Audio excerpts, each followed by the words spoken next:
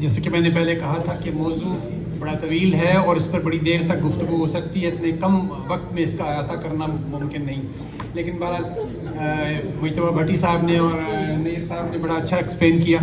اب آخر میں درخواست کرتا ہوں جناب ہمارے صدر مجلس کرامت اللہ غوری صاحب سے، یہ بھی اسی دشت کی سیاحی کی، انہوں نے سول سروس کی اور نہ صرف فارن سروس میں بھی رہے، اور دانشور بھی ہیں، شاعر بھی ہیں۔ سر تشریف لائیے، ذرا اپنے خیالات سے نوازیں۔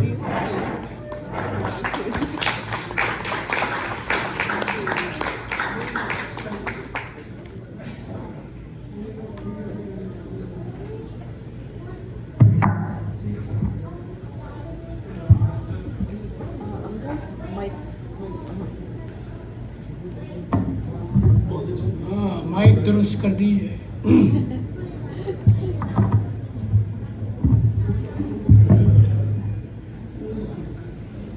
بسم اللہ الرحمن الرحیم، نحمدہ و نصلی علی رسولہ الکریم، اما بعد۔ جناب عرفان نیر صاحب، ان کی شریک حیات اور تمام خواتین و حضرات، میں مستقل گھڑی کی طرف دیکھ رہا ہوں اور مجھے اندازہ ہے کہ آپ لوگوں کے صبر کا کس طرح سے امتحان لیا جا رہا ہے۔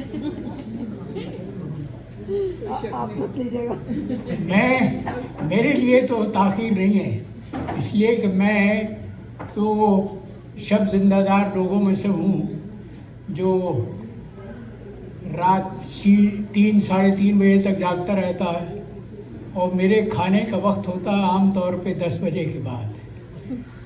تو میں گھڑی کی طرف دیکھ رہا ہوں، ابھی آدھا گھنٹہ باقی ہے میرے کھانے کے وقت میں۔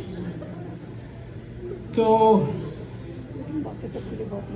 ہمارے پاکستان کے حوالے سے صدارت بہت بدنام ہو چکی ہے، اس لیے کہ صدارت ان لوگوں کو ملی ہے جو اس کے بالکل حقدار نہیں تھے، لیکن میں یہاں اپنا حق صدارت پوری طرح سے استعمال کرنا چاہوں گا۔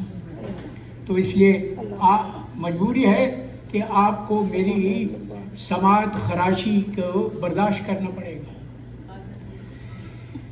میں نیر صاحب کو بالکل نہیں جانتا تھا، 1 ہفتے پہلے انہوں نے مجھے فون کیا اور مجھے میرا ایک شعر سنایا جو مجھے بھی یاد نہیں تھا۔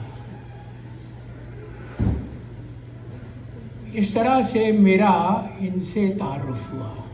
شعر ضرور سنا دیں جی، بڑا کمال کا شعر ہے جو مجھے پچھلے 45 سال سے یاد ہے۔ وہ شعر یوں تھا کہ جبیں جھکی تو زمین اٹھ کے عاجزی سے ملی، جبیں جھکی تو زمین اٹھ کے عاجزی سے ملی، جو سر اٹھایا بہت دور آسمان نکلا۔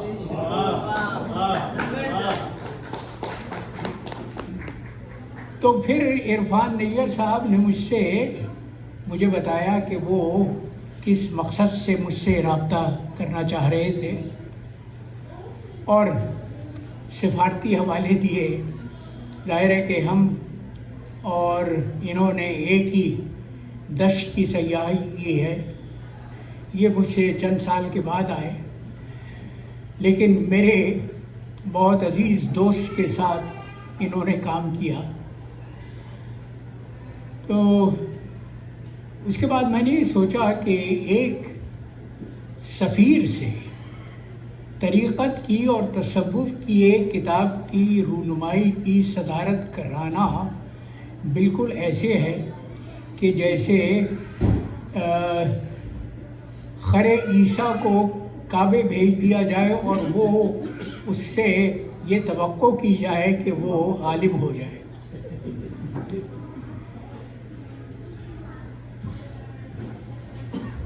لیکن پھر میں نے یہ سوچا کہ تصوف اور معرفت کی کتاب کے تقریب رونمائی کی صدارت کرنے کے لیے مجھ سے زیادہ موزوں شخص ہو ہی نہیں سکتا.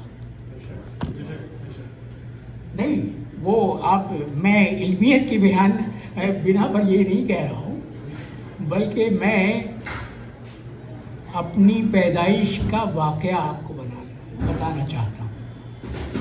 اور دیکھیے، خواتین کے لیے خاص طور پہ یہ واقعہ دلچسپی کا باعث ہوگا. میں اپنے والدین کے ہاں 7 بیٹیوں کے بعد پیدا ہوا،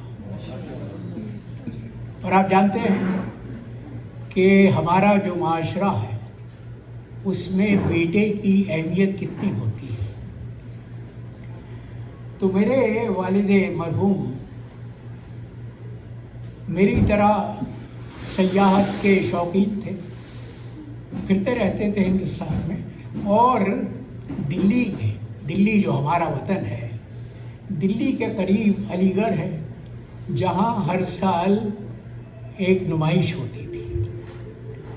تو میری پیدائش سے 1 برس پہلے میرے ابا مرحوم نمائش میں گھوم رہے تھے، تو ان کے پاس ایک فقیر آیا.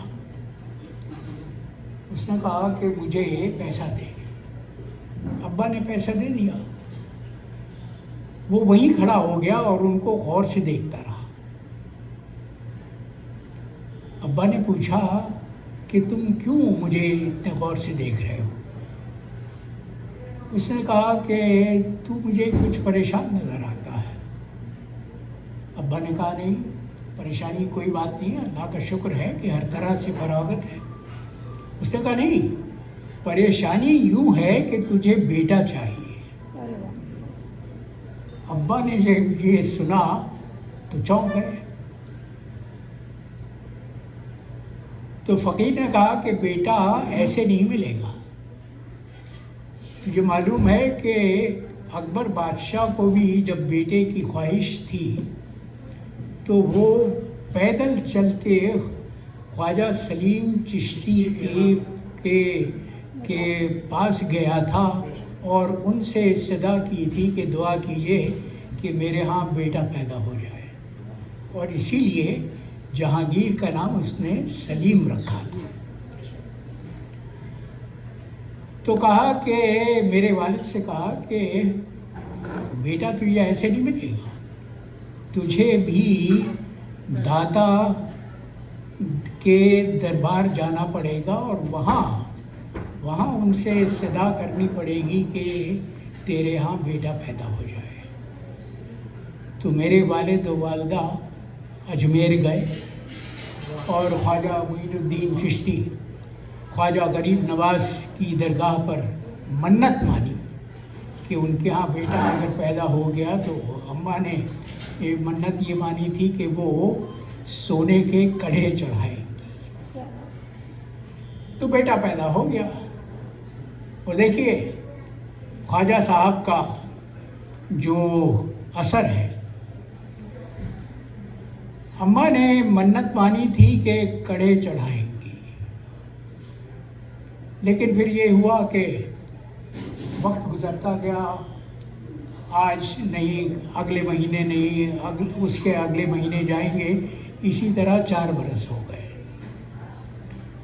اور میں 4 برس کا ہو گیا. مجھے یاد ہے کہ دلی میں ایک روشن آرا باغ ہے. اس باغ میں ایک جھیل ہوا کرتی تھی. میں یوں کہہ رہا ہوں کہ ہوا کرتی تھی اس لیے کہ میں نے ابھی 12 برس پہلے دلی جا کے خاص طور پہ اس باغ کی زیارت کی، اور وہاں مجھے مالیوں نے بتایا کہ وہ جھیل تو خشک ہو چکی ہے. لیکن اس زمانے میں جب 4 برس کا تھا تو وہ جھیل اپنی جگہ تھی. اور میں اپنے والدین کے ساتھ پکنک پہ گیا ہوا تھا، بچہ تھا ظاہر. تو میری اماں بیٹھی ہوئی تھی جھیل کے کچھ فاصلے پر، اور میں نے یہ دیکھا وہ پتجھڑ کا زمانہ تھا، تو جھیل کی سطح پر پتے جھڑ کے پورا یہ لگ رہا تھا کہ مجھے یوں لگا کہ جیسے گھاس کا تختہ ہے، تو میں اماں کی انگلی چھڑا کے اور میں بھاگتا ہوا گیا اور میں نے اس جھیل میں غوطہ لگا دیا۔ جھیل کے پانی نے مجھے ابھارا، ایک بار ابھارا، دوسری بار ابھارا، تو اماں نے مجھے ہاتھ سے پکڑ کے نکال دیا۔ اور اماں یہ کہتی ہیں، ظاہر ہے کہ ہماری خواتین، گھریلو خواتین نہ دوڑنے پھرنے کے قائل تھیں، لیکن اماں یہ کہتی تھیں کہ مجھے یہ لگا کہ جیسے میرے کسی نے پر لگا دیا۔ اچھے خاصے فاصلے پر بیٹھی ہوئی تھی، کوئی 100 گز کے فاصلے پر ہوگی، اور اماں نے مجھے نکال لیا۔ اور اماں کا یہ کہنا تھا کہ وہ کڑے جو صندوق میں رکھے ہوئے غائب ہو گئے تھے، اماں نے پورا گھر چھان مارا تھا، وہ کڑے نہیں ملے تھے۔ میرے ڈوبنے کے حادثے سے بچ جانے کے بعد دوسرے دن جب انہوں نے صندوق کو کھول کے دیکھا تو وہ کڑے وہیں رکھے ہوئے تھے۔ تو یہ ہے جناب صوفیہ کا اثر، صوفیہ کی برکت۔ بھٹی صاحب نے میری مشکل آسان کر دی زیب النساء مخفی کا حوالہ دے کے۔ آپ نے اگر تاریخ پڑھی ہو تو زیب النساء مخفی اورنگزیب عالمگیر کی بیٹی تھی، اور زیب النساء کو عشق تھا، ایک اورنگزیب کا ایک سالار تھا عاقل خان، اس کی محبت میں گرفتار تھی۔ اسی کی محبت میں وہ دیوان مرتب کیا، زیب النساء کا تخلص تھا مخفی، تو وہ پہلی صاحب دیوان ہندوستانی شاعرہ ہے جس کا دیوان موجود ہے، آج تک موجود ہے۔ عاقل خان کو تو اورنگزیب نے تیل کے کھولتے ہوئے تیل کے پیپے میں غرق کر دیا تھا، اور اپنی بیٹی کو اس نے قلعے کے برج میں قید کر دیا تھا۔ زیب النساء کا وہیں انتقال ہوا۔ لیکن میں یہ واقعہ کیوں بیان کر رہا ہوں؟ اس لیے کہ زیب النساء کو عشق مجازی تھا، جس میں وہ اتنی ڈوبی ہوئی تھی کہ اس نے باپ کا یہ حکم ماننے سے انکار کر دیا کہ وہ عاقل خان کی محبت ترک کر دے۔ صوفیہ ہمارے عشق حقیقی میں ڈوبے ہوئے ہوتے ہیں، اور یہی فرق ہے ایک عام انسان اور ایک صوفی میں۔ وقت بہت ہو چکا، میں تفصیل میں نہیں جانا چاہتا، لیکن میں صرف یہ کہوں گا کہ مولوی ہمیں ڈراتا ہے اللہ کے خوف سے۔ اللہ کو وہ ایک ظالم و جابر ہستی کے طور پہ پیش کرتا ہے جس کی نافرمانی کی صورت میں ہر طرح کا عذاب ہوگا، لیکن صوفی ملا کے برعکس وہ اللہ تک پہنچتا ہے محبت سے۔ وہ جو اقبال نے کہا تھا کہ روز ازل یہ مجھ سے کہا جبرائیل نے، جو عقل کا غلام ہو وہ دل نہ کر قبول۔ تو عقل اور دل کا مابین جو فرق ہے وہ یہی فرق ہے جو سائنسداں ہر تجربے کے بعد کسی حقیقت کو تسلیم کرتے ہیں۔ دل عقل کے مقابلے میں محبت کا قائل ہے، اور محبت میں ڈوب کر وہ اپنے خدا تک پہنچتا ہے۔ یہی فرق ہے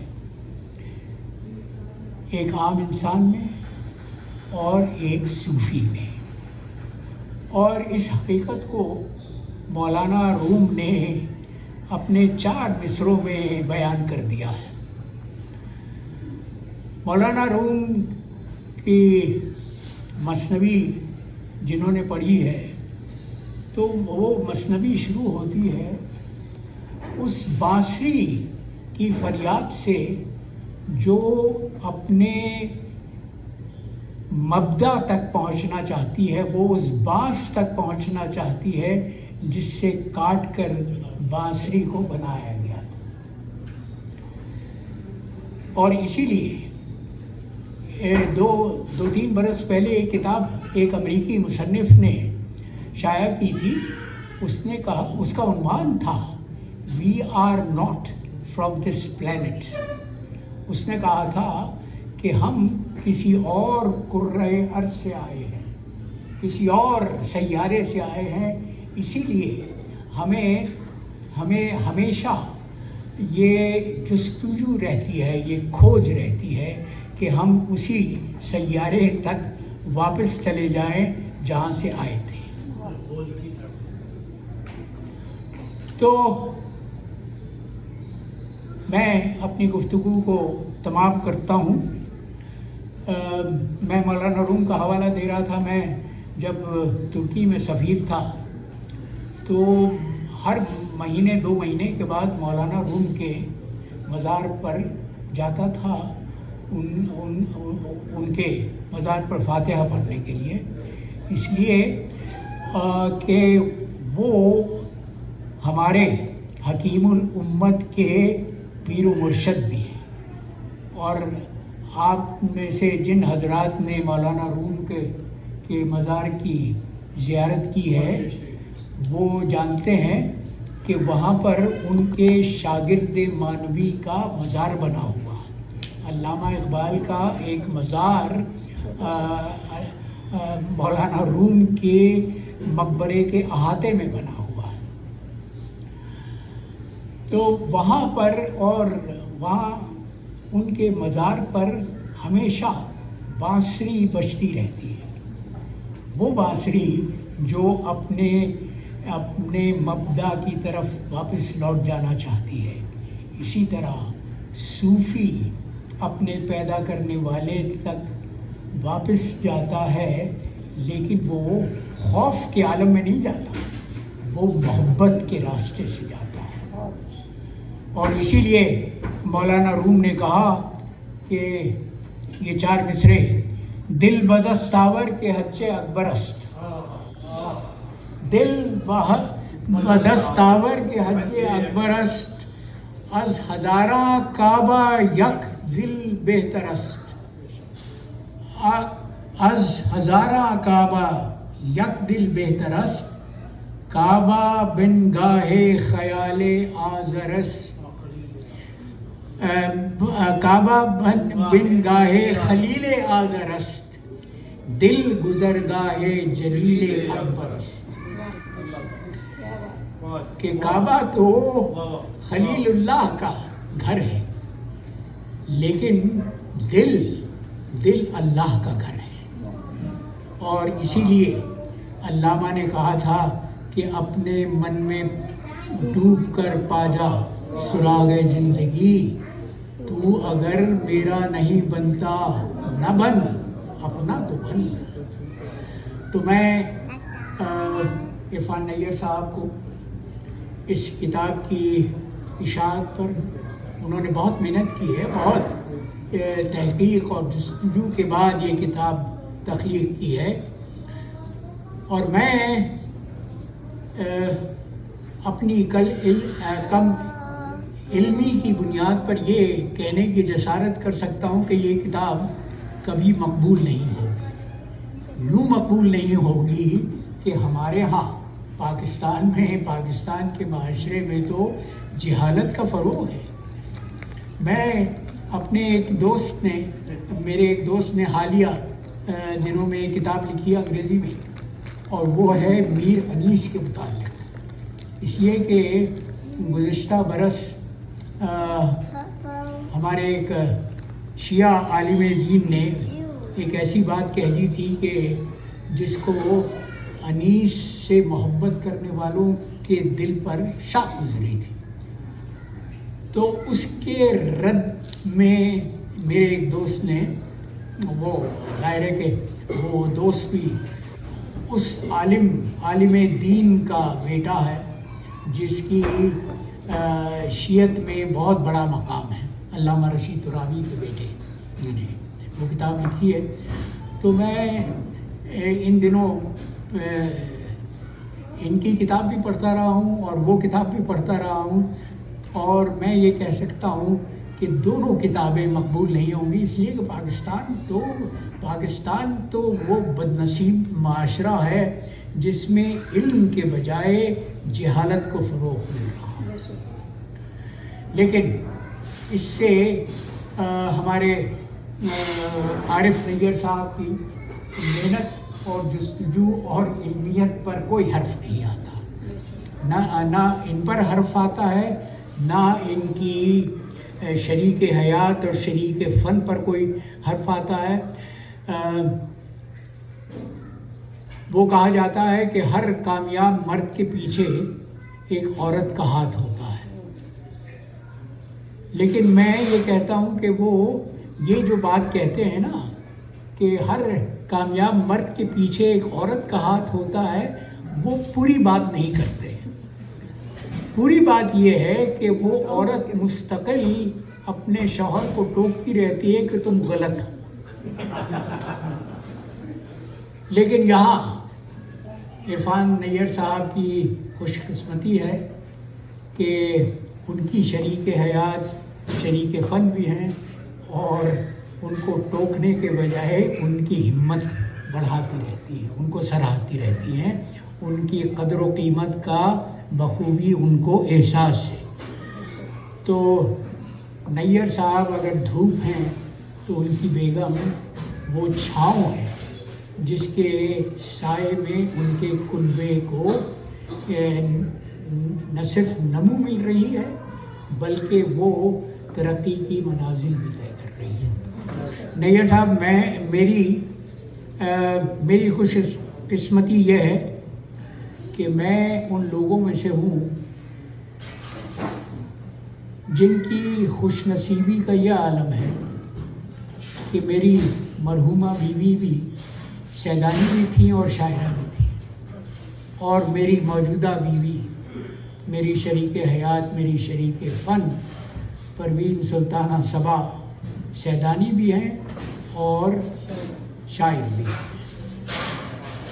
تو انہوں نے آپ کے لیے یہیں بیٹھے بیٹھے یہ 4 مصرے کہے ہیں جو میں آپ تمام سامعین کی نظر کرنا چاہتا ہوں کہ قلزم ادراک نے ڈھونڈا ہے ایک ایسا گوہر، قلزم ادراک نے ڈھونڈا ہے ایک ایسا گوہر جس کے دل میں روشنی حق کے جلتے ہیں چراغ، جس کے دل میں روشنی حق کے جلتے ہیں چراغ، جو کہ حق کے میکدے کا ایسا میکش ہے صبا تخلص کرتی ہے، جو کہ حق کے میکدے کا ایسا میکش ہے صبا، جو میں حب خدا سے بھر چکا اپنا عیاق،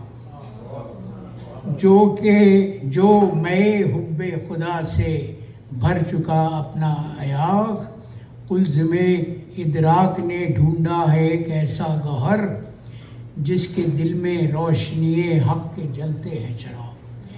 تو میری دعا ہے کہ یہ چراغ جلتا رہے اور اس چراغ کی روشنی 4 دانگے عالم کو منور کرتی رہے. آخر دعوانا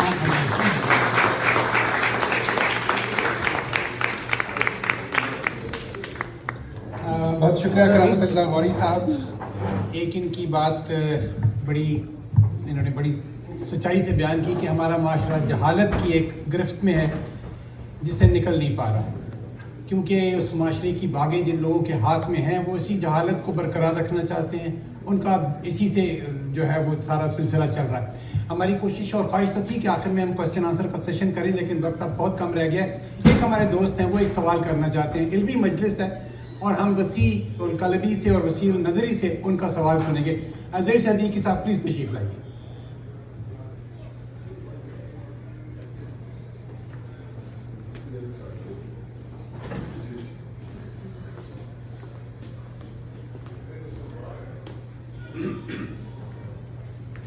جی السلام علیکم.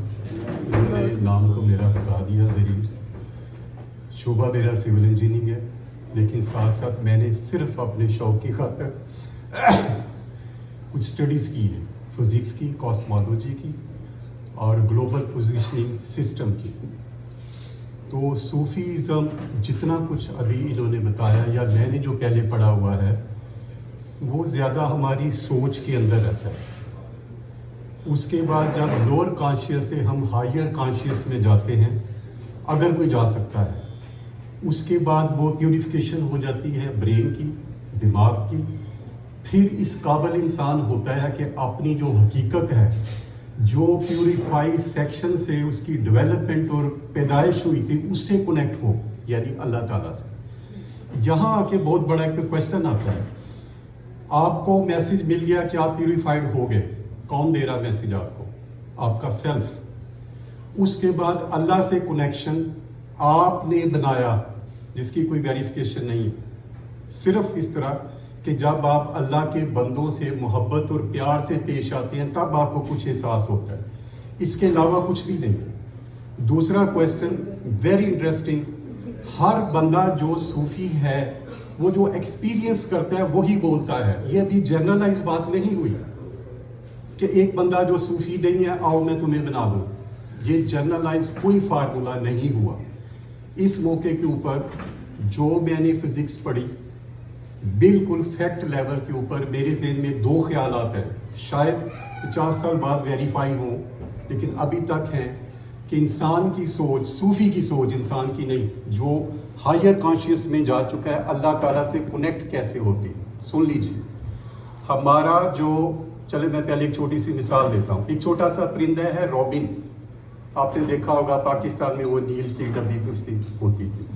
یہ رابن جو ہے یہ ایکویٹر سے موو کیا نارتھ کی طرف, ٹھیک جی, اور یہ موو کرتا ہوا اپنی ڈیسٹینیشن کی طرف گیا, اور اس کو ریپیٹڈلی دیکھا گیا کہ یہ اپنی ایک ہی ڈیسٹینیشن کی طرف جاتا ہے. اس پہ 10 سال تک ریسرچ ہوئی. کیا پتہ چلا کہ اس کا جو آنکھوں کا ریٹینا ہے اس کے پیچھے فوٹوسیپٹرون ایک لیکوڈ ہے جو لگی ہوئی ہے. جب وہ موو کرتا ہے تو اس لیکوڈ سے ایک پروٹون باہر نکلتا ہے جو ایکویٹر کی جو میگنیٹک ویوز ہیں اس کو فالو کرتا ہے. یعنی میگنیٹک ویو سے اس کا جو ہائیجین لیول کا مالیکول ہے اس نے پاتھ بنا لیا اور وہ اس کو فالو کرتا ہے. اس چیز کو میں نے ایکسٹینڈ کیا کہ کیا انسانی برین جس میں کاربن اور ہائیڈروجن ہے, یہ جو ہمارے کوانٹم پارٹیکل اس وقت اسپیس میں ہیں اور وہ 10 میٹر پہ بھی ہو سکتے ہیں, 10 لاکھ میٹر پہ بھی ہو سکتے ہیں, ان کی آپس میں انٹینگلمنٹ ہے, یہ ویریفائڈ ہے کوانٹم پارٹیکل. ان کی جو آپس میں بانڈنگ جو ہے, لنک ہے, وہ آلریڈی بنا ہوا ہے. اس بات پہ ذرا غور کیجیے گا. کروڑوں اربوں لاکھوں سالوں دور بھی اگر ایک کوانٹم پارٹیکل ہے تو اس کا پارٹ ادھر ہے, ان کے کنیکشن آلریڈی اسٹیبلش ہے. اگر اس پارٹیکل سے جو ادھر ہے ہمارا کنیکشن ہو جاتا ہے تو دوسرے پارٹیکل پہ اللہ تعالیٰ کی ذات ہے, ہمارا اس سے کنیکشن ہو سکتا ہے. ٹھیک جی. اب دیکھنا یہ ہے کہ کیا ہمارا جو ذہن ہے اس کے اندر کاربن اور ہائیڈروجن ہے, ہائیجین لیول پہ یہ چلتا ہے, اس میں سے کوئی particle as a molecule local کسی کوانٹم سے کنیکٹ ہو سکتا ہے. تو اس کے لیے جو میں نے اسٹڈی کی تھی وہ تھی پروٹون ٹنلنگ. یہ جو میں نے آپ کو روبن کی مثال دی کہ اس کے برین سے نکلا ہوا مالیکیول جو باہر کی فضا ہے کوانٹم فزکس کے پارٹیکل سے کنیکٹ ہوا, تو ہمارے انسانوں کا بھی جب پیوریفیکیشن ہائی لیول پہ ہو جاتی ہے ہمارے ذہن کے برین کے اندر چینج آتی ہے. وہ چینج کے اندر پروٹون ٹنلنگ کا جو مالیکیول ہے وہ کوانٹم تھیوری سے کنیکٹ ہو سکتا ہے. یہ میرا خیال ہے, یہ ویریفائڈ نہیں ہے. اگر آج سے 50 سال 60 سال بعد دنیا میں ہم نہیں ہوں گے, کسی نے اس پہ ریسرچ کی, تو مجھے پورا یقین ہے کہ صوفی کا جو خدا سے کنیکشن بنتا ہے وہ یہی بنتا ہے. بہت شکریہ.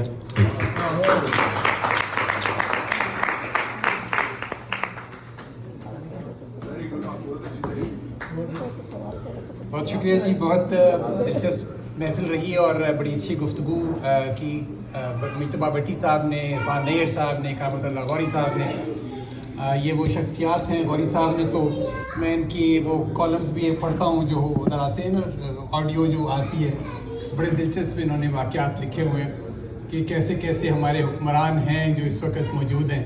بہرحال یہ بڑا ایک لمبا موضوع ہے. بہت شکریہ آپ کی تشریف آوری کا. چلیے آپ کھانے کے لیے تشریف لیتے ہیں. چلیں جی, تشریف لے چلیں کھانے کے لیے.